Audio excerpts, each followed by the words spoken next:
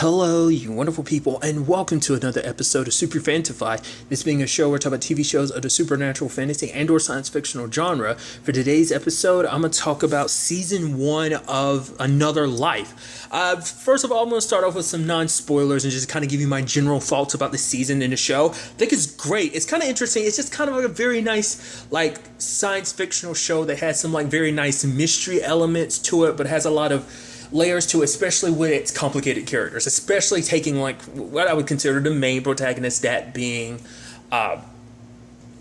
Nico, because she's not the commander that you would think she is.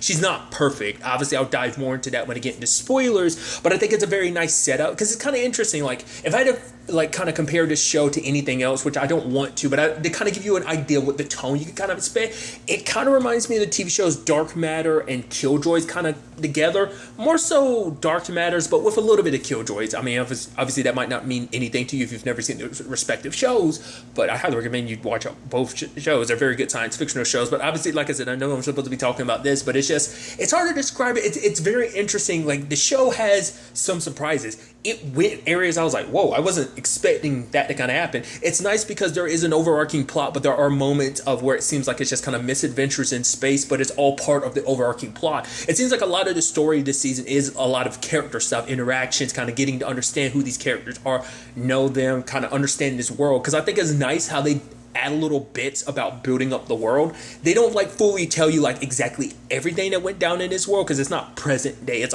in the future, but there's little hints here and there just kind of let you know where the technology's at, where the world itself is at, what it's been through. So like I said, in general, if you're looking for something on the science fictional side, kind of a little bit of a space adventure, I say this is right up your alley, So obviously, going forward, I'm going to be talking about spoilers. Do know that I'm going to be all over the place. I'm not going to be talking about things in any respective order. So if you have not seen all of Another Life, for one, I highly recommend you do that. But also, don't listen to this because I will spoil it for you. If you want to, you can watch all of Another Life and then come back and, just hear my, just me discussing, some extra spoilers and stuff like that. So do keep that in mind. You have been warned because going beyond here, I will be talking about spoilers. Okay, there is a lot to digest about this situation. What I love about it too is it's one moment we get, it's oh man, the artifact lands on Earth, and then we get 6 months later, bam, mission time, and it's kind of interesting. I love that they skip around. It's never a full step by step of everything that happens. It's just a lot of the meat and potatoes, and a lot of the middle ground kind of gets cut away because it's after Nico gets the mission, it's 1 month later in space and everything's already happened. The team's already been assembled. Normally feel you probably get a good look at that, but I think that's kind of neat too because this way you don't already any characters you need to come up with later on, you can just add them as the show goes on. I think that's kind of a smart way because it's you don't know who the full crew is. You get characters here and there, which that's also neat the way they've done it too, because that means in case obviously when characters die, is we have to pop out someone else. There's people who fulfill certain roles to replace other people who fill that same role as well. It's just kind of interesting how that also works. I should also point out too, because I kind of get caught up in this sometimes, but it's man, the cast is crazy because you just you see people from different things. Obviously Katie Sackhoff, obviously a lot of people will know her from Battlestar Galactica. The thing I best know her from, because I've never watched Battlestar Galactica, best thing I know her from is Longmire, where she played Vic. So this is actually technically my first time seeing her, in something of a sci-fi nature, like I said, because I've never seen Battlestar Galactica before. But she has popped up in The Flash TV show, but that's a whole thing. I'm not going to go down that tangent because I have a tendency to do that. But probably in the comments down below, I'll probably list it down. But it's just so fascinating when you all these different actors from different things and what I know them from and their connections to each other. It's actually kind of fun. Like I said, I'll probably make a thing of it in the comments down below. But first and foremost, I like I brought up earlier, I like the fact is that Nico, she is human. She isn't you wouldn't. She's she's not the perfect commander's got everything under control. Shit hit the fan early on. Everything with Ian, didn't see that coming. Him putting up a mutiny with Michelle and what was it, Oliver. It's oh my god, they're turning against her because they don't because basically they're thinking she's playing it too safe. But we're here. They even Michelle made a whole point of oh my god, you're over 27, almost basically if you're over 27, you might as well be dead because you're old and just blah blah. Because we also get little tidbits about Nico's situation, understanding this mission, like obviously the Pilgrim, that mission and everything. And it's so fascinating to me because I like the way they did, like, kind of did that, because it's like, yeah, they make references to it, but it's not till like later in the season, much later in the season, that you finally understand, like, oh, what the hell actually went down and what that whole situation is. And I think that kind of plays a very nice element into Nico's case because, obviously, Eric didn't want her to go back in space. She's like, obviously, I don't want to go back in space, but, the mission calls for me to do this because she knows Ian's not ready for this mission, for him to lead the charge in all of this, because she knows, because, like, I'm the one who trained him, and if something happens and things go wrong and I wasn't there, I'd blame myself because I didn't take the opportunity, because this isn't just about, this mission in space. This is about dealing with the artifact and understanding what these aliens want, what this is all about, Like I said, I just like that added this element to Nico's character because she's carrying a lot of baggage with her, like all of that stuff and the stress of, like, I got to make sure that, because she already lost a lot of people because of the whole Pilgrim situation. She's trying not to lose more people, but even Ian's like, dude, everyone signed up on this thinking it was going to be a one-way thing. Just because people think it's a one-way thing doesn't mean you should act like it is. Or, like, obviously, like, even when he does the whole betrayal thing, Ian's like, oh, come on, I'm not rash. The fact of the matter is, I'm willing to make decisions that she isn't able to. But it's like, oh, dude, it's just like, shit hits the fan afterwards over and over again. What I thought was kind of interesting, it's like, yeah, Ian needs to be dealt with when it's all said and done, because I messed up and call her Vic, Nico waking up to be like, all right, and get us away, as far away from that fucking star, because they were wrapping around the star trying to, like, jettison themselves like that. And it's like Ian's stupid plan literally almost got them killed. And I even love that he was talking shit to, Javier. He's like, oh, what are you going to do, tech boy or something like that? And Javier took his ass down like it was nothing. It's like he talked mad shit and he got taken down like that. Rightfully so. But what's interesting is, like, okay, he's like, yeah, kind of acting like everything's okay. He's kind of joking around with the crew and stuff like that. And you could tell it bothered the shit out of, like, Nico, because it's like, why are you having fun and everything? It's like, he literally just mutinied and everyone's acting like it's A-okay. Because even she was like, okay, is this going to be awkward? Because the fact of the matter is, this was originally his team. They were together for like a year, and then now she's the one that's in command because, like, Dubois, as well as, like, a lot of the higher-ups, put Nico in that position. But I love it when it was all said and done. She's like, okay, are we going to have a problem? I don't care. I'm not here to be your friend. I'm not here to be your mother. I came to do my job, so do yours too. It's like, ooh, put everyone in their place. But you could tell, like, that probably pissed her off too, because it's like, I get treated as a bad guy. I was the one that was screwed over. You guys literally put me back in a soma and put me under and everything. It's like, screw you guys. And then there's the whole thing about Ian. And I like that storyline being what it is, because it took me by surprise. I didn't expect her to kill him. Like, he walked up with a knife. I was like, you're not actually going to do that, Ian. Are you? Is it going to be a thing where you hand it to her afterwards? But the fact is, he stood there. I was like, okay, what's going to happen? Are you actually going to do something? And she kicked him and he got electrocuted. I was like, oh shit. What? Okay. And I wasn't sure how she was going to handle that. I was like, because you could tell it was stressing her out, but it's like, okay, so is she going to lie about it, say it was an accident? What's she going to? No, she straight up told the truth. She's like, no, yeah, I killed him. It's like, didn't sit well with a lot of the crew, but other people in the crew were fine. Like, Bernie and Javier was like, come on, dude, he literally was going to kill us with the whole star situation. But obviously Michelle cared about him, so it's like, no. The fact of the matter is, she did that, she's going to do it to us. Obviously Michelle always amongst the group had, like, the biggest chip on her shoulder, especially when it came to Nico. But obviously that's a whole complicated thing.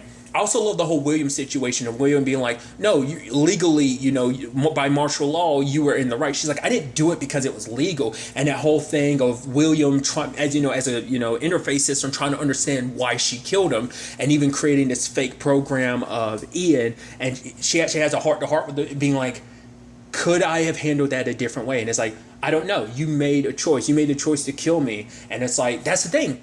We will never know whether or not Ian was actually going to kill her in that moment. The fact is, he had the knife. He had that tone and feel like he was going to, but the thing is, we don't know what was in his head. Maybe he was going to make that choice. I don't know, because it's interesting, because, like, I think maybe that's also why Nico makes a point to kind of be on good terms with everyone later on. Like, it's like, yeah, you might have your problems with me, but she still sticks it out because she's trying not to kill anyone else, because in that moment she felt like she had to, but now afterwards it's like, I didn't have to, did I? She's questioning herself. So it turns out, I honestly don't know whether she did the right thing or not. I didn't trust Ian, but it's like, was he going to kill her? I don't know. That just took me by surprise.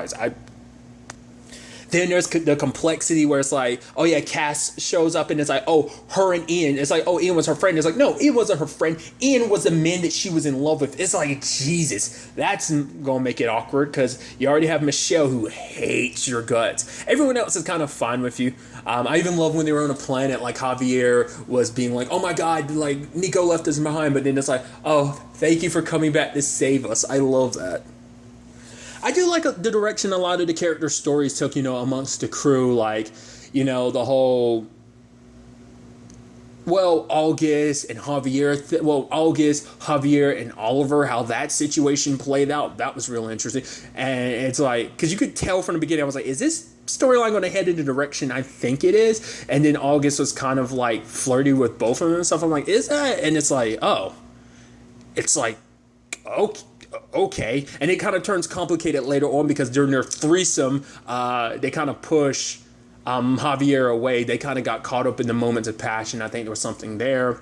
I think it was also because, neither one of them had sex with another person. They'd all had, VR sex for them. So maybe that, added this passion to it. And that's why Javier kind of got kicked out. You're kind of like, oh, man, you kind of feel bad for the poor bastard. Then because there's so much romance on the ship. I love that. Because even Nico and William joked about, because William's like, are we gossiping right now? And Nico's like, what? No. Because there's Bernie and Zane, that whole situation, especially when Bernie was like, it's like, oh, like checking for allergic reaction, rubbing on Zane's arm and lips, and Zane be like, no, that's it's like, yeah, you could tell something was happening immediately. I thought it's actually kind of adorable, just that whole situation. I even love it when Bernie got infected on his leg and they have to they're trying to take him back to the ship, and he's talking to Nico, and he's like, I know, the fact is you're cool, you're good. I will admit you do kind of scare me a little bit. He's like, do you want to be my workout buddy? Because I do, as you can tell, I'm the only person up here on this ship who isn't toned. I love that.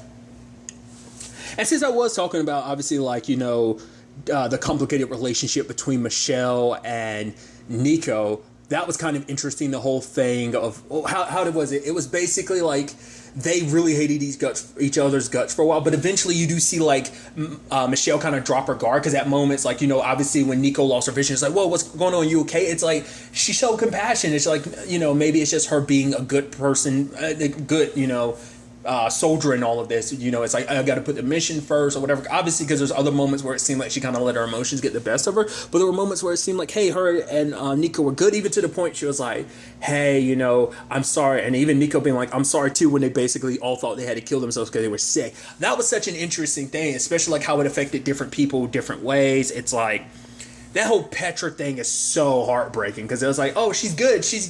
And then literally her, her nervous system literally ripped itself out of her body and it started crawling a little bit. I was like, that was one of those moments I was like, oh my God, didn't see that coming. Because at first they were saying it was her neural system.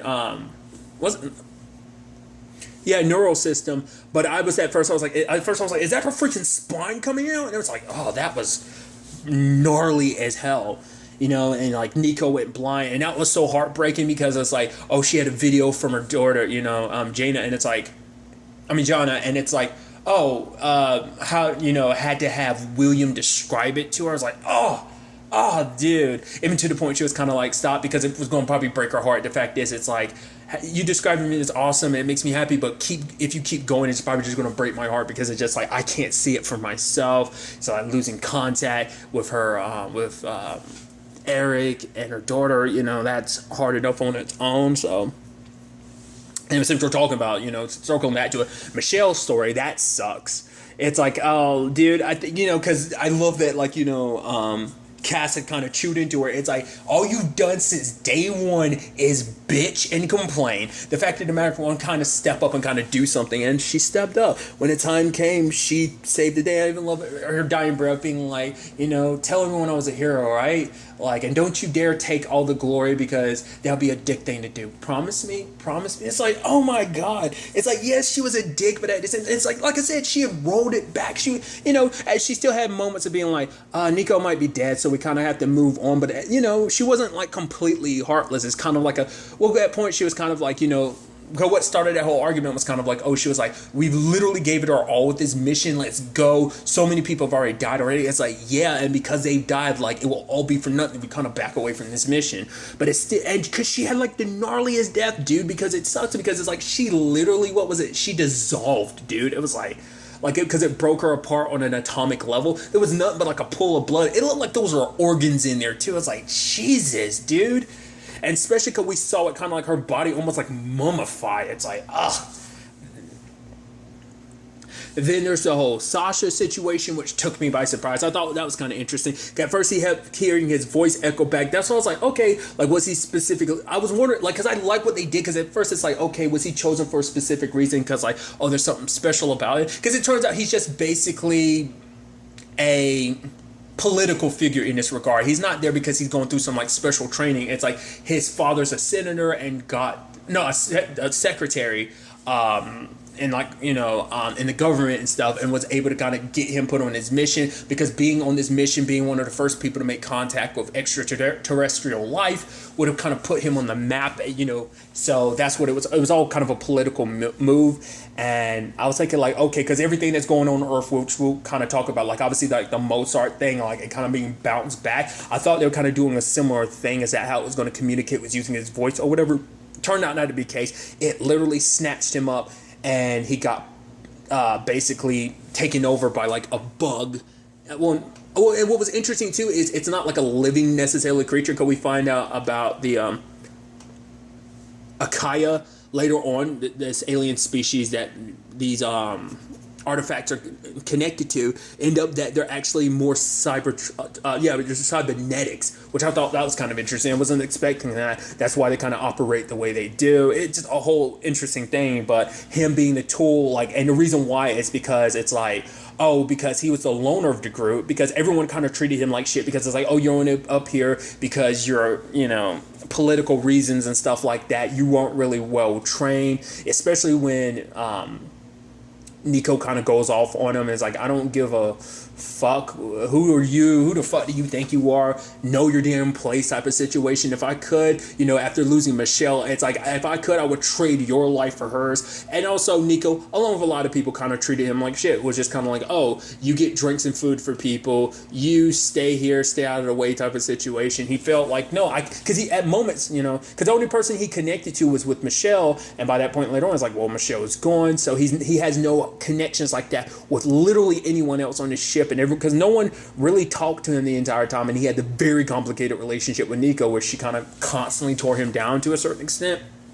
But who would have thought things would kind of turn out the way they did? But that's why they chose him, because he would be so easy to manipulate, because also it kind of turned against Nico, the captain, just because, well, commander, whatever the case may be, just because he kind of had such deep-seated, issues with her in that regard, I am really curious to understand like how the Akaya work, because remember, while that thing was inside of Sasha's brain, like the drone went inside, and inside there was a version of Sasha in there. So I guess it's like, because that was a question too later on. It's like, well, this thing was in Sasha's brain. Did it transmit everything he saw? But I guess it's like, no, it needed a form, I guess, to lure certain people in. So maybe that was kind of the whole point. It was meant to be bait, because I guess the moment it went in Sasha's head, it knew everything it needed to know about the crew. Probably did some research on its own, but most likely probably already knew all it needed to know about the crew, but also probably everything about Sasha. So that was probably the point, because at that time, like, his father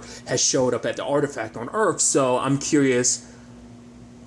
I don't know, because at one point, I guess because he was closing in, he saw Sasha basically, choking out Javier, and it's like, wait, what's going on? Like, why did that artifact on Earth show them that? Why was that? Just because, I guess, because it was kind of, because they are connected, but maybe signals weren't necessarily being passed that way back to Earth. I don't know. That was just kind of an interesting thing in its own right.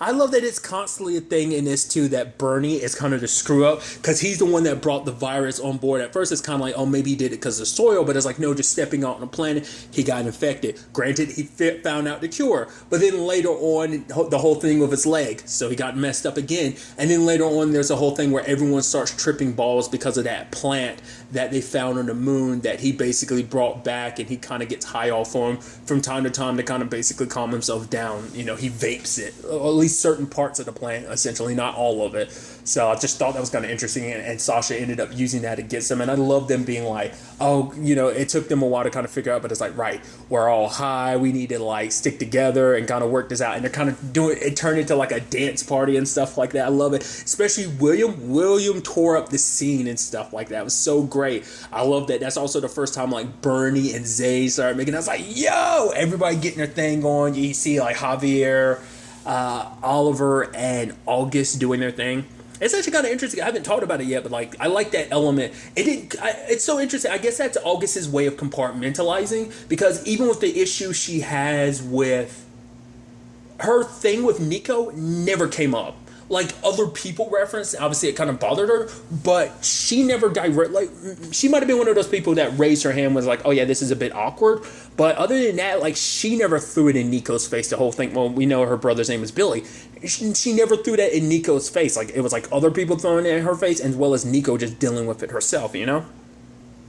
Which kind of ties into Nico's whole thing about, like, I really like that episode where she was basically stuck in a soma. I like that, how they did that. It's like, oh, because it was a nice tone switch too, because it really went into almost like alien, like legitimately an alien movie. Ridley Scott Alien is what I'm trying to say, because you get what I'm trying to say. It was almost like a horror episode, and it's just kind of like August's bloody hand touching the thing. She's waking up and August is in bad condition, and it's like, lo and behold, they go through, this alien starts picking them off. I'm like, oh my god, wait, what, and they get picked off one by one. And then at the end you have Nico like closing the door on Cass, and she gets taken away by the alien, and then she goes back into someone's like, wait, what? But I like how that was the way it is. It's because it's supposed to be a representation of what she was really kind of running from, like, because it basically, she, like, her own psychology, like dealing with her own stuff at that time, kept her in there, because along with the soma messing up. But I thought it was kind of interesting, like the layers that she went to. Like first, like we learned more about the whole Billy situation, of understanding like what went down on the Pilgrim. To a certain extent, we learned like, oh, she sacrificed half the crew to kind of save the other 10, and she got rewarded for her call the hero. And it's like, it just made her feel well, because even the guy there that was giving her medal, he was part of the crew. He's like, this is morbid as hell. It's like, yeah, I'm being rewarded for saving half my people while also killing the others. It's like a celebration, yet a memorial at the same time, you know. And you could tell that just made Nico feel even more guilty. And then on top of all of that, you have, you know, it immediately then switching to like, oh, kind of like this 50s aesthetic. I really like it. And it's like, oh, she's back on Earth. Basically, it's kind of a rewritten history, where it's, instead of taking this mission, she stayed on Earth and left it to Ian, which then it's like, you know, she immediately figures out, damn it, I'm stuck in his damn soma sleep. But then William shows up to kind of pull her out, but she didn't want to come out, because it's like, no, she was there with her family. It's like she was trying to, you know, run from her mistakes, but she couldn't. And then there was the whole thing with the whole Pilgrim situation. She tried to do nothing. She tried to save everyone, but it just kept messing up. And it's just that thing of like, she had to accept the fact is, it's a chapter in her life that is a book in particular of her life that she kept reading over and over again for the past 9 years, and it kept, you know, flipping back and forth in her head. And that's what I was talking about, the whole scene where she let Cass die. It was, I guess it's supposed to be a representation, kind of almost like a more modern take on like what went down at the Pilgrim, where she kind of, people died because of her, you know, actions / the choices she made, you know. So I just thought that was kind of interesting. Like they were setting that up already, especially because like using the E button, the execute button, to kind of close the door that calls Seth to be on the Cass to be on the other side of the door when the creature gets them. I just thought that was interesting, because at first I was like, whoa, I was like, wait, I was like, did we literally just kill the entire cast? Is it going to be a situation where it's like, oh, she's going to like, they are still alive and she eventually has to go rescue them, but they're pissed because you closed the door? It's like, oh no, because it was all a dream. I was like, that's a nice mind fuck. Like I said, I just liked how that was executed. You kind of bounce from dream to dream. But I also like the fact is that William did go in and Cass was like, no, I give you orders not to. He was like, I don't care. I'm going to save, Nico, because I like that about him, that he is just, you can tell as the season progresses, like, oh, you're like, oh, he definitely has a thing for Nico. Sadly, that kind of gets used against him later on in many different regards, like the whole thing of like her getting him to pretend to be Eric and them pseudo having sex. But that's a whole complicated thing too, because she comes down from her high and it just feels weird because it's like, because she knows how he felt about her, but she kind of used him in that moment and she felt weird and disgusting about it. Because it's like, well, yeah, you miss your husband, but at the same time you use someone else to pretend to be your husband. Because even she had asked why William had never taken on a form of anyone else. It's because it's like, I like being William. Like I like, just every aspect that, this interface had created for herself. I just thought that was kind of like a neat thing, and the complications that led therefore, just like, I like that because William did become very human. He was petty. He even admitted, it's like, yeah, I kind of wanted Sasha to kill you just because I was super pissed at you, because I'm sure for, an interface like himself, like not being human, like emotions isn't something that he's really used to, and he's trying to find a way to deal with them. I even love that at one point he was playing like solitaire with Michelle, and she kind of had to teach him like the, not winning back to back is no fun, but it's like when you kind of, when you finally win, you get that feeling, So I just thought that was kind of neat.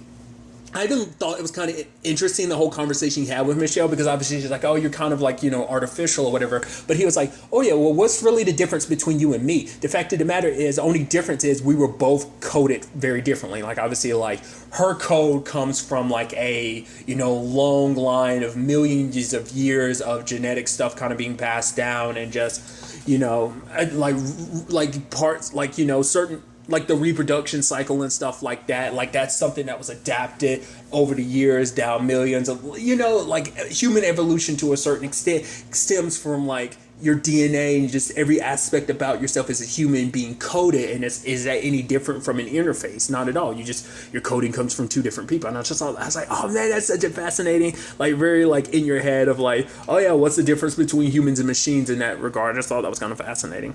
I also talked about it before too, and I'm going to, like I said, I'm all over the place, but I brought it up in the earlier, was like the whole aspect of like, there's little details about kind of like the technology of the world, like, oh, you want my information at, when Cass and Nico first met, kind of gave her the, they touch wrist or whatever, or arms, and it's like, oh, all my information is there for you to get. There's that. We're constantly hearing about floods. Cass even made reference to the Second Great Depression. So it's like little bits of world building that they've done over the course, because it's like, making reference to the fact is that August, like, wasn't it like that August lived on an asteroid or something like that? Because the fact is that, there's that whole Javier conversation about like, oh, like, she's like, oh, why didn't you freeze any stuff? But for him, it's like, you don't have to worry about that type of stuff. I have to worry about rent and water. Do you know how much water costs? He's like, I figured as much. So I don't really have, like, freezing my stuff isn't really a priority. But for her, she kind of countered by being like, you want to know the reason why I froze my eggs? It wasn't just because, oh, I had the money and position to do it. It's because in case I don't make it off this mission, my grandparents can have grandkids. And it's like, woo. That was just like little things like that I thought was kind of interesting, It's also sad too, because of the whole like being sick and using gamma radiation to cure themselves. Is it like, oh, everyone got sterilized because of that, and it's like, oh, that sucks. I mean, because sadly, Nico's the only one with a kid, and if anyone else wanted kids, which we know that. I mean, that ended up being the conversation later on, is the fact is that August, she even says she wanted like 4 or 5 kids. She wanted a big crazy family. And that was even the thing for Javier. It's like he had a dream about being a dad, but it's like, oh, that's no longer a possibility. So just stuff like that I thought was kind of interesting. I also thought was kind of interesting is the whole aspect that Zane is, the doctor of the group and everything. But Zane, like, it's kind of supposed to be the therapist that, or to be fair, Nico goes to Zane for a little bit, kind of the whole conversation about Cass. And I thought that was such a sad situation, because Cass kind of breaks down for a little while after losing Michelle, because it's like, because Nico could understand it. It's like, yeah, losing people is already hard enough, but to lose someone while you're in command is a whole other thing. She literally had to deal with that herself. I didn't even talk about it, but like the whole complicated thing of finding out later on that she was literally in Cass's shoes, because it's like, oh, someone that the love of your life is dead. It's like, yeah, she was in love with Hudson, who was on Pilgrim. He was one of the 10 people that died because of the decision she made. So it's like, not only did you lose the person you love, but also you're partially responsible, even though she wasn't. She did what she had to do. It was kind of, there was like a lose-lose situation in that regard. There were no easy choices. I haven't talked about it at all, so I'm going to circle around to it, is the whole thing on Earth. I thought that was kind of interesting that it isn't just a full-blown space adventure. I think I might have been under the impression, because I walked into this not knowing too much about it. I only know the little bit, like, Katie Sackhoff was on Collider Live, and she had talked about the show a little bit. Like, that's as much I really knew about the show, was kind of hearing her talk about it, so I wasn't really sure what to really 100% expect. But I was kind of thinking, like, oh, it's going to be a full-blown just, like, space adventure. But it's like, no, we bounce back and forth because, like, everything that kind of goes down on in space kind of led to things playing out the way they did on Earth in certain regards, because I think the moment Sasha learned the information of like, whoa, you could use the FTL to kind of basically make a laser, laser be shot from a beam shot from this ship and everything, it's like that seemed like that kind of escalated a lot of things in many different regards, which is kind of interesting because it makes it seem like the Akaya or like some peaceful creatures, and it's like, oh, they're only striking now because they have to destroy this ship because it's going to be used against us. It's like a last resort genocide, which is so interesting considering the fact is it seems that basically they are the genocidal creatures, so it's almost like hypocritical in the grand scheme of things. But like I liked how that was unveiled. It's like,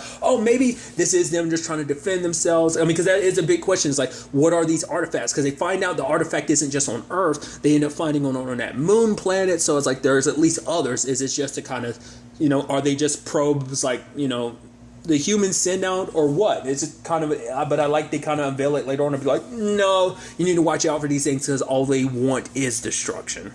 But circling back to it, there's a whole thing with the artifact on Earth, and I liked, Eric being a part of this whole team working to figure it out. Like I said, just like they're trying different sounds. They tried pigeons for a little while, but then they hit it with the Mozart music, which then it kind of sends back. Like it's interacting. I like the whole. I wasn't sure where they were going to go with the whole Harper situation. That kind of took me by surprise because it's like, oh, basically she's got like, oh, my 250 million followers and stuff like that. Her kind of chastising Eric for information and stuff. I was like, at first you're kind of like, man, she's an asshole, especially because you had that whole situation of Eric being like, oh, you're the one that basically, I guess kind of crucified Nico after the whole Pilgrim situation. She's the one that kind of plastered it all over the place and stuff like that. And you have Harper being like, oh, all I'm after is the truth and everything. But it's like, yeah, but you kind of like make a publicity stunt out of it to a certain extent. So it seems like it's more, you had, rather than just being about the truth, it seems like you make too much of a profit off of it. You put such a tabloidy spin to things, it almost feels like, so I wasn't really sure what they were going to do with Harper. There's their whole situation of, I like what Eric ends up doing. It's like, okay, take this information, give it to your followers, put it out there to the world, that way people around the world can be like, okay, we can help with this whole project, because they were getting nowhere because they couldn't figure out where to go next. Because I like this whole thing was like a coded message. There was like a puzzle to basically decipher to figure out what the Akaya were trying to get across to them. And obviously that turns into a thing later on when the boy is like, oh yeah, so you better hope this works out. If not, you're going to be in jail for like 50 years for putting that stuff out there. So luckily they found a dude named Marcus who ended up helping them figure the whole situation out. So it was light that had to be kind of hit in a specific way, and it led to it opening up. And lo and behold, you had Eric going in there. Now that was kind of interesting. It's like, whoa, like it makes you wonder, did they pick that out of his, well, no, because they had no contact with Nico directly, so they picked that out of his memory and was able to kind of reconstruct this memory from like 20 years ago when with him and Nico. And it's like, oh, you smell like her, but it's like you didn't get the details just right. It's a little bit off here and there. I thought it was fascinating, but it's like, oh, we can present basically the universe to you. It's like, oh, here's this mathematical thing or whatever that you couldn't figure out, but we can give it to you. But I think because there was some part of his brain that was focused on his daughter, he ends up leaving afterwards.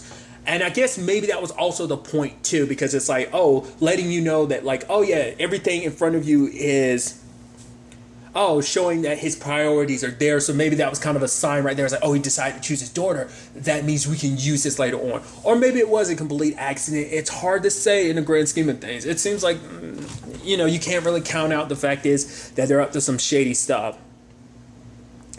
It's kind of interesting because I didn't even think about it. Like, they never did they ever get back in contact with Earth? Like their comms to Earth, yeah, because I forgot that because I was about to say that never got fixed throughout the entire rest of the season, did it? It's like, no, because they never made a point to talk about they got back in contact with Earth. Like, obviously Eric was like, yeah, I'm assuming Nico's okay just because, well, because he only knows they're okay because you had the, Akaya saying like, oh no, they're alive, which is, and the moment, and even Eric's like, oh, no one's dead, which is like, oh, that's a lie, which obviously that, they didn't say that they were all, they didn't say like everyone was alive. They've had some casualties, but maybe that was before the, well, because like I said, I think obviously the Akaya know because they were inside of Sasha's head, so they knew what he knew, but nevertheless, like I said, I'm going on a whole tangent, but I just thought that was kind of interesting, like how that whole thing kind of played out, that they never got, the comms back up fully, but it makes sense. It'd make it easier for them to like, hey, Earth, this is going down. And it's like, no, like the only way Earth is going to know what's up is if you go back to Earth and kind of explain it yourself. So there's that. I was actually kind of surprised to find out, like, Cass and Nico actually go back a little ways. Basically, it took place sometime, like, after the whole Pilgrim thing, because she was kind of famous enough. But basically, they kidnapped kind of somewhat famous people, and, well, I guess astronauts in particular. But she was actually a special case when it comes to being an astronaut because of the whole Pilgrim situation. But basically, they were going to, like, I wonder who paid off the debt. I guess it's kind of like a government thing where I was like, all right, we'll pay off whatever ransom, because I think that kind of got settled, didn't it? Or maybe she was just let go because it was too much trouble. I don't know. But it's kind of interesting. That's the circumstances she met Cass under. That's actually how Cass got in the astronaut program, is because meeting with Nico was actually saying, like, well, the way she, she's so smart, the way she had figured so much out. She's like, well, normally when they're holding people here, I kind of have nothing else to do to keep an eye on them. So I'm reading most of the time. But it's like, it's kind of interesting to know that their relationship started there. And even there's a whole thing about, Cass being like, she had a feeling the moment, this whole situation happened that Nico was going to basically be her boss, that the relationship was going to change, and it did. Not just because of this, but also the Ian thing didn't help. It's a just whole complicated thing, because it's the whole thing where everyone's like, you did what you had to do, once again, but it doesn't make it easier to deal with the, like, both on Nico's part as well as other people's part, because obviously there's a whole conversation of like, if she did that to Ian, she'll do it to us, but in, Cass's case, it's like, you killed the man that I love, and she's like, I shouldn't have done that, because obviously the moment her and Nico get high, they start telling each other the truth. It's like Nico telling Cass, it's like, you are your own worst enemy, because you don't believe in yourself, that's going to get you killed as well as the rest of the team. And obviously, like, Cass was telling Nico that basically she was a psychopath. It's either kind of like she sees what she wants to see, and it's like, because I even love it, it's like, oh yeah, Cass is like, oh, I'm gonna build my dream place over here on the moon. It's like, oh, it's such a good place. But then you have Nico being like, nah, if I had one, it'd be over here, this way and that way. And then Cass is like, why do you do that? I said, what are you talking about? It's like, basically, even when it comes to my own dreams, you're very controlling and stuff like that. She's like, what? No, I'm not. Oh my God, I am. Why am I like that? It's like, yeah, because she can be she's a bit of a control freak. She kind of micromanages and stuff like that. Because I guess for her, so much is kind of out of her control, in the past. So maybe she's kind of overcompensating, I think could be the argument. An element that I thought was really interesting was the whole basically sonic wave that comes off the artifact that basically ends up killing Harrison, the secretary, Sasha's dad. I was like, oh, poor bastard, because he had gotten up and then he got blasted again. Poor Harper got dragged through, and that whole situation. It's so interesting because that actually kind of plays a big role later on, because the whole thing is, because like Harrison had made that whole point about perception, that basically truth is kind of like the perception that basically you put stuff out there, and perception can sway things from looking from a very positive light to a negative light. And I was like, oh, that's so fascinating. And it kind of plays very true to Harper's story when things kind of play out later on, but I'll kind of get to that soon enough. But it was kind of crazy that, Jonna ended up getting leukemia from that, because basically it sent out like ionized radiation, and because there was like a genetic marker in her for it already, it kind of activated it, and it gave her like full-blown leukemia like that, and it's like she started entering like organ failure. It's like, Jesus, like that happened to his kid like that. It's like,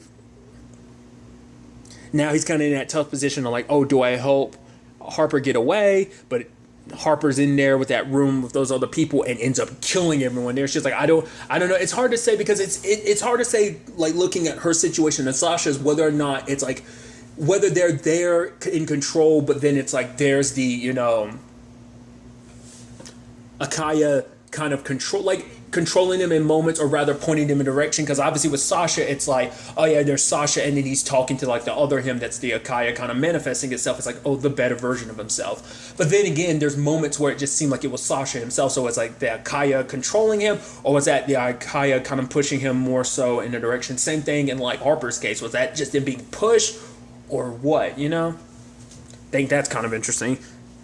And then there's the whole thing of like Eric having to take their daughter, you know, Jana, into the artifact because that's the only way to get her healed. But it's like, oh, you know, Harper wants. I'll go ahead and talk about where Harper was like, oh yeah, like they want to be our friend. She's spreading that around the world, which we know is BS. But then you also have Eric kind of relying on them because it's like, I need you to heal my daughter. It's kind of interesting because they took a liking to Eric immediately, but because of his daughter. And that was the thing of like, is it because like he would never fully submit to them because it's like, Sasha and Harper are easy targets because Harper wants to essentially be the center of attention. She wants to be the one that kind of spreads the truth. So she's so easy to like tug at the weaknesses, just like Sasha. Like, I guess that's because even Sasha, because there was a whole point that like Zane was like, if I was in that situation, Zane was like, I'd kill myself, you know, before I let that thing control me. But that's the sad thing because we know that at one point Sasha was going to do that. But it exploited, you know, Sasha's weaknesses, being like, oh, you're going to kill yourself? Or you're just going to be the coward that everyone knows? Like, his ego, it got attacked.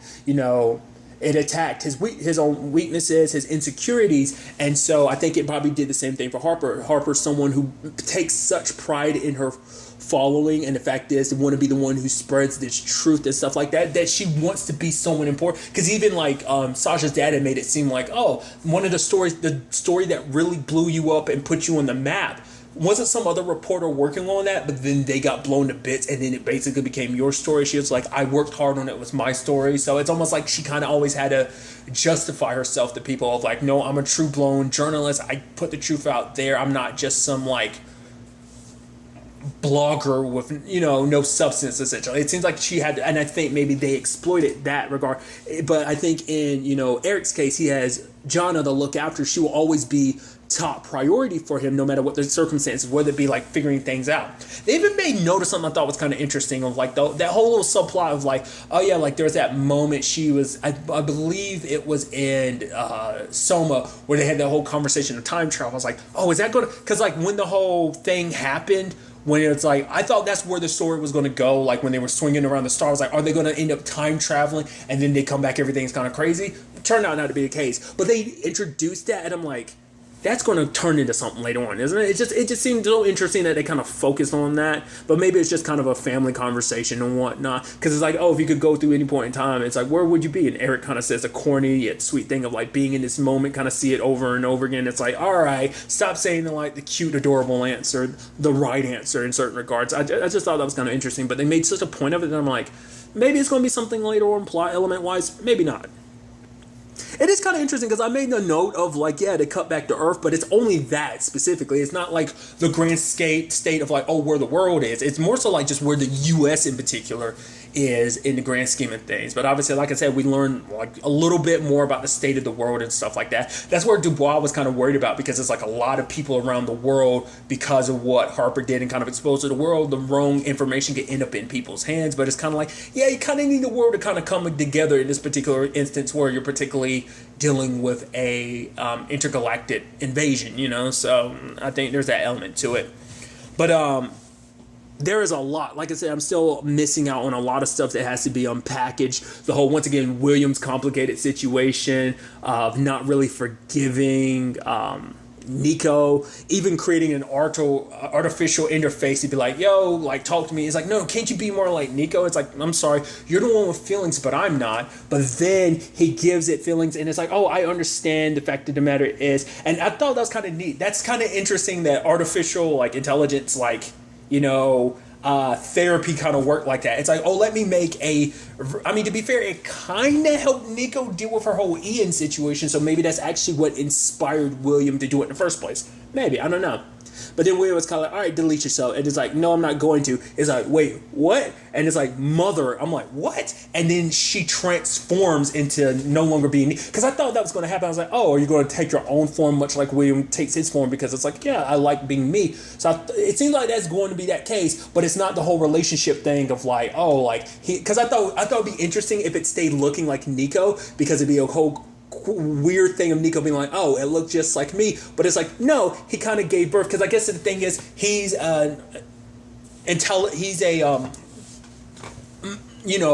artificial intelligence. Once again, I'm sure I'm using the wrong terminology when it comes to him, but it's the best way I can describe him. That he created, I think because of the whole Akaya situation of like using that to kind of like get rid of the bad stuff in it to bring Javier back from being brain dead. That's interesting. What's that going to turn into? Maybe it won't be a thing. Maybe it's just always going to be like oh, he's good. But I'm like, that's probably going to turn into a plot point of that being a whole complicated thing, like I said. But because of that, like, I guess showing his evolution as an AI, and the fact that he passed that evolution on to another AI by creating them and making them like that, it kind of made him a mother, but a parent in that regard, which is like, yo, there's gonna be like two AIs kicking in on this ship, and it's like William hasn't really brought that up to anyone else's attention, and next time we see her, she's just like walking around the ship kind of feeling things out, because it's like, oh, new experience, because she can feel, she isn't just a machine. So that's going to be an interesting storyline all in its own potentially in the future. But I did like, obviously, there's many different things I am skipping over. There's the thing where Nico was kind of out in space and the ship ended up like going FTL, and she kind of got stranded, kind of like Gravity, which is interesting. I make that reference because I've never seen the movie Gravity. It's just one of those movies that I've just never circled back around to watch. But at that moment, just kind of being lost in space like that, and it's like, oh, they can't see her, so she cuts open her oxygen, kind of sparks something to kind of create a flame, or at least, ignite it so that they could see her. So that was actually pretty dope. It's also sad, how Sasha's story plays out, because for him, it's like, well, for one, it's like, especially because the version in his head is being like, oh, like, if you go back to Earth, they're going to treat you like a lab rat. The fact of the matter is, which he didn't want to be that, but also he didn't want to be controlled by the thing anymore, so he attacks Zane to force Bernie's hand, and Bernie ends up putting him down because of it. Kind of along the same line, it's kind of interesting because there's a lot of like relationships with other characters. We never really find out what the connections are. Like, obviously, because obviously she was affected by being high and whatnot, but there's a whole situation with Cass, with the whole Beecham situation of like, oh yeah, like, kind of was her replacement and stuff like that. So part of me wonders, like, is there a history there, just like there was between Julian and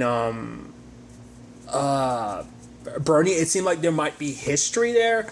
Like, he feels like, probably like the thing of like, oh, because Julian thinks he's better than me type of situation. Is like, because of that boron-based life form virus that basically I ended up kind of spreading to everyone, that whole situation. So it seemed like there might be some history there. So I'm wondering if the same thing applies to Cass and Beecham, or was it just kind of like, oh, so, like, obviously, like I said, it was more so messing with her head because she was high at the time, but I think there's still maybe some to that, like, because obviously she had to step away, but at the same time, it's still the thing of like feeling like being replaced. That's an issue on its own. I didn't talk about it, but also like Bernie coming through in the end, going into that room where Michelle ended up dying, flipping, the coolant system on and stabbing that thing with like a screwdriver to make sure it stays on, got electrocuted. I was like, oh man, don't tell me you're going to die. At first I was worried. It's like, oh man, don't tell me like Nico's going to go replace him already. Like, just in case things don't work out with him. It's like, oh, but it's like, no, she was getting someone to replace Javier since he was out of commission. Essentially brain dead at the time.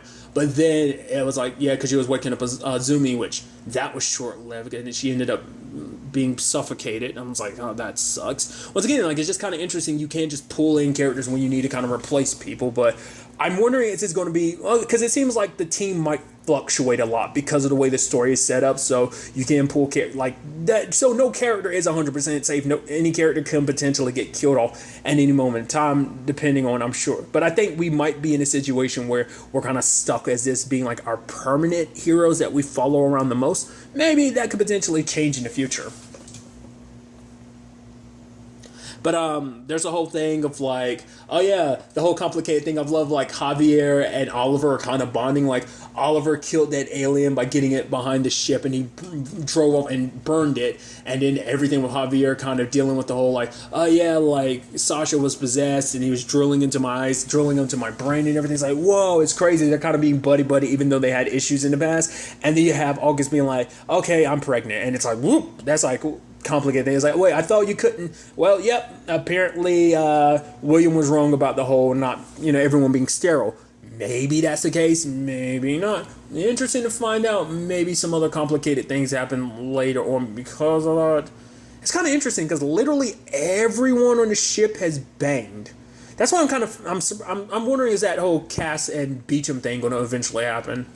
Because everyone kind of got some on this trip when you actually think about it. It's kind of crazy. It's kind of nuts, actually.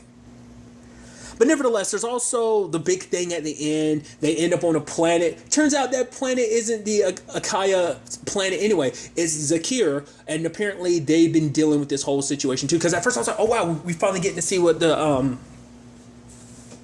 Akaya look like, but it's like, no, the Zakir, which is interesting because they're like a cross between like a bug and a bat, especially because they kind of have like bat-like wings, but look like almost have like their brains exposed at the top of their heads.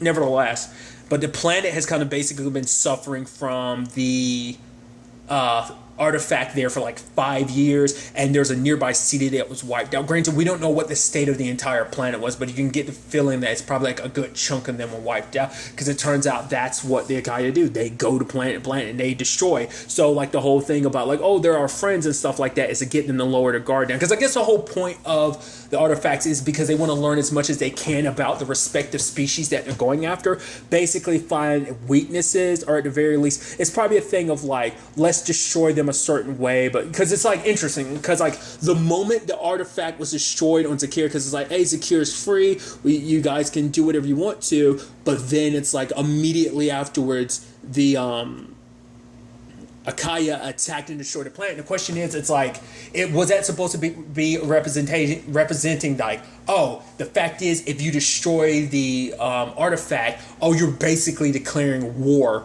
on our people. The fact is, you should have let us just slowly wipe you out, but because you did that, we're basically going to straight up destroy your planet. Hence why I'm like, it's so hypocritical that Sasha being possessed by that thing was kind of making such a point to be like, oh, last resort, genocide. You literally wiped out another planet, but I guess it's kind of like, they're a as Nico kind of describes them, they're a virus, so I guess it's a slowly but surely thing of like, we're doing our own thing. Maybe it isn't like, their thing isn't necessarily, they spread death and stuff, sure, but they have maybe their reasoning why they're like, oh, we're justified in what we're doing is kind of about maybe their species is on the verge of extinction, and that's how they spread and multiply. Maybe that's how they keep their species alive. I don't know. Like I said, why would you make such a point to be like, oh, like, this and that, kind of judging Nico, being like, because Nico was like, I would never be the one to pull the trigger on this type of situation. We don't want to kind of go to war, but it's like, if you use this against us, if you destroy this ship, you will be forcing Earth's hand, and it didn't seem like it cared. So that's why I'm like, I don't understand the reasoning, and maybe that's something potentially you could see in the future, It's so sad because they went through so much trouble to save that planet. It's actually kind of interesting seeing how powerful like that beam is. That was literally 3% of like the FTL drivers. Like, I mean, they did say like if you kind of went full force, you could destroy a planet. And it's understandable. That was just 3% destroying an artifact. Who can tell what like 100% would do? I wonder how much, because I mean, obviously you're dispersing energy like that, but I mean, I don't know. It's just kind of interesting to think about. I mean, would you even need like the full 100%? Would it even be possible to use the full 100%? Because would that cause issues in itself? Would 50% be enough to destroy a planet? I don't know. Just something to think about. It's sad too because they seem like they had at least one ally, but their one ally is now gone now, because the whole situation is there's at least 300 plus other planets that have artifacts on them. So it's not just Earth that's been targeted, which is interesting because that means like potentially they could rally up other allies. Obviously this is going to be a very like Earth-centric fight, I'm sure, but potentially there are other planets they could bring into this other alien species, which would be kind of interesting. I wonder, will they go that full blown with it, or will it just be like, no, like humans? Because I don't know if they'd go down the route of like humanoid aliens and stuff like that, because obviously they went with the Zakari being, the way they are, like not humanoid in any shape or form. So I'm curious what other species would never look like. Will there be any humanoids or no humanoids at all? I'd be interested to see how they would necessarily handle that. Like I said, I get the feeling like it might be a situation where we only get the human side of things, but knowing that there are potentially other creatures out there in the galaxy ready to kind of take this fight to the Akaye would also, how big is their army? The fact of the matter is those things are just full-blown ships, because what was the artifacts, what eventually turns into the artifacts themselves, those things, like, are the Akaye like piloting? Well, you'd assume so, because the Sasha that pops up on the inside, the same one that possessed Harper, and just like, it's a full-blown ship on the inside, but I think it's like a dimension thing. Either that's something they could do, or maybe it's the technology they have that basically is able to warp the inside to mimic your memories, or whatever the case may be. So at the time of me recording this, it does seem unclear whether or not Another Life is coming back for a second season. I really hope so, considering like the huge cliffhanger we got. I'd be so interested to see where this would ultimately take us. Like I brought up earlier, like, what this fight against the Akaya would look like. How would you go about fighting them? Because if they destroy the artifact, which obviously we know Eric and Jana are inside of it right now. It's like, well, what about that? Especially because the world's under the impression like, hey, Harper says like the aliens are cool and good. They want to be our friends, kind of letting down our defenses. And once again, I guess in the grand scheme of things, all of it's subterfuge to the point that makes it easier to, and what's the word I'm trying to think of? Attack, essentially. You get what I'm trying to say. Invade. That's the word I was looking for. But I'm curious, what's the situation going to look like? I mean, when they get back to Earth, is most of the next season going to take place purely on Earth? Are they going to go back to space? Is their journey back home? Well, because to be fair, it's going to take them a while to get back home, because it took them like months to get out there anyway. And then on top of the fact is that we're in this complicated thing of like, so it's going to be probably like a time skip that by the time they get back to Earth, some stuff might have already gone down, maybe, especially with the artifact, especially with Eric and Jana being side of it. I don't know. I'm very interested to see will they pick it up immediately? Like, will they have some bumpy roads on their way back? Will it be smooth sailings? I doubt it, because this crew is just not lucky like that. So, like I said, I'd love to see what they do with the second season. And I feel like things would, because a lot of this season is a lot of setup and there's still mystery to it all. Like, I feel like some of the mysteries were revealed. Obviously, there's still some things that are 100% clear. Like, I'm curious to see them expand on potential like world, expansion of just like this universe and stuff like that. Kind of what the Earth looks like, what the universe is like, widespread, because we've only tackled like a couple planets. Because the whole like mission, the whole Pilgrim situation was about going to was it Saturn? Wasn't that it? I'm trying to think, it was that or Jupiter. I think it was Saturn, right? Yeah, I think so. Regardless, you get what I'm trying to say. So, like I said, I'd be very interested to see what a second season would do. But really, that's all I want to talk about. So next time we meet, be happy, be safe, live life to the fullest, and enjoy it. Good day, and goodbye.